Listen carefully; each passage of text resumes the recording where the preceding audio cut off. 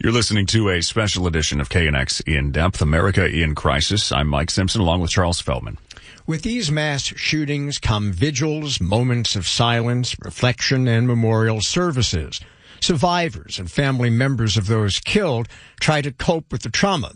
How do they handle the grief and trauma? And it's not just those directly impacted who feel it.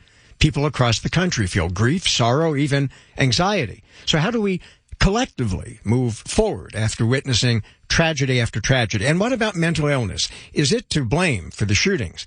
With us now is psychiatrist Dr. Michael Brodsky, medical director for behavioral health at LA Care Health, and psychologist Mo Gilbert with Torrance Memorial Medical Center.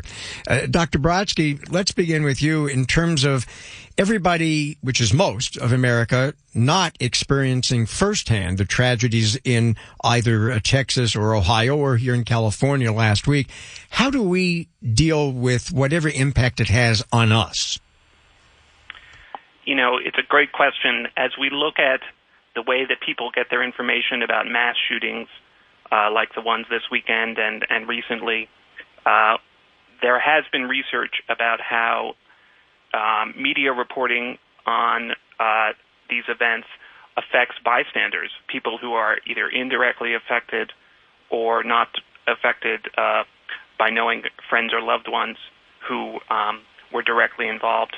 There does seem to be some impact. So for folks who are watching television or listening to the radio to some of these accounts, there seems to be a linkage between how much time you're spending on TV or online or in the radio and the risk for anxiety. What we haven't figured out yet is whether people are watching more TV because they're already stressed out, or if watching the TV or listening to the radio itself is doing the stressing. Mo, how do we start conversations about it if you want to talk but you're not sure how? I mean, I had an Uber driver just yesterday, figured out I was in news, and he said to me, look, I got a 15-year-old at home asking me, why is this going on? And I feel like I'm just freestyling it because I didn't grow up with this. I don't know what to say. Well, I don't think anybody really knows because it's unfortunately so common and yet, you know, so strange to have happened. I run, for example, a parenting group, and today's group was exactly that question. How do I talk to my children? Because one way or other, everybody's exposed to this, and I think the thing that makes it extremely stressful is the relatability, meaning these are happening in everyday events, things that every one of us have some form or other. We go to supermarkets, we go to Walmarts, we go to fairs, the places that these things are happening become so relatable that it is frightening. And, on top of that is just the horror stories of, especially for us adults who have children, we think about not only our own safety and so on, our own vulnerability, but those of our children. And as we listen to these, again, horrible stories. So I think the anxiety just grows, and it's almost impossible to avoid it. Well, it's not almost, it is impossible. And that, Dr. Brodsky, I think is a really good point. I mean, all of these events, unfortunately, have happened in venues that all of us, in one way or another, attend. We go to movie theaters, we go to farmers markets, we go to festivals, we go to bars, we go to synagogues, churches. So how can we psychologically deal with all of this, short of staying home and not going to any of these places? Absolutely. Our collective sense of vulnerability is very high right now and rises with each of these incidents. The need to establish a sense of psychological safety and to try as best as we can to resume normal habits of daily life is helpful.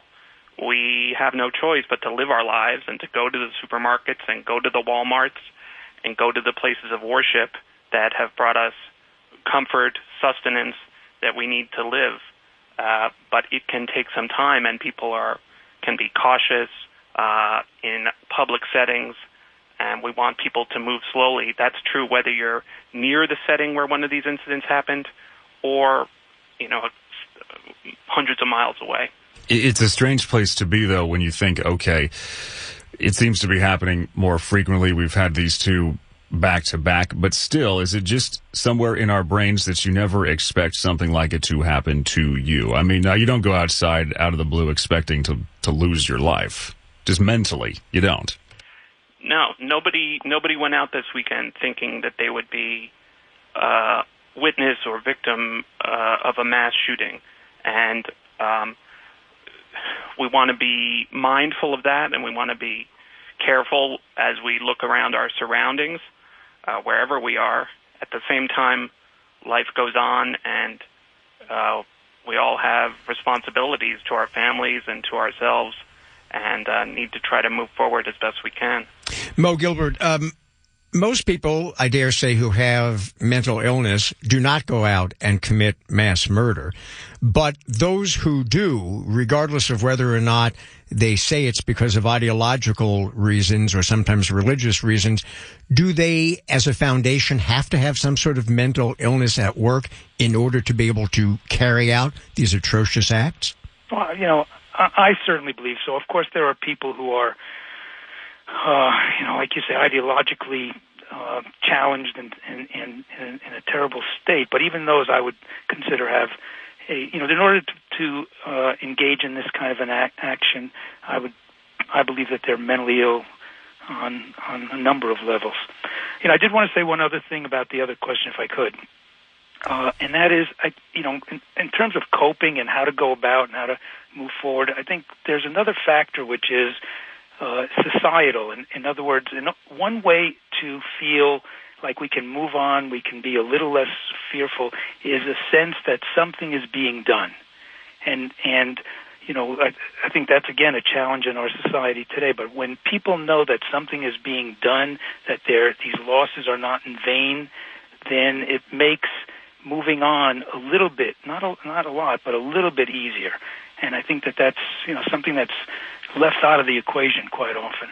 Does it just end up frustrating people more and more and everybody has a different view, right, on what needs to be done depending on your political spectrum or whatever it is. But if nothing happens and it's been 10 or 20 years and these keep happening, then you are stuck in a place of maybe it could happen to me because no one's fixed it yet. Exactly. The anxiety just rises with that lack of action.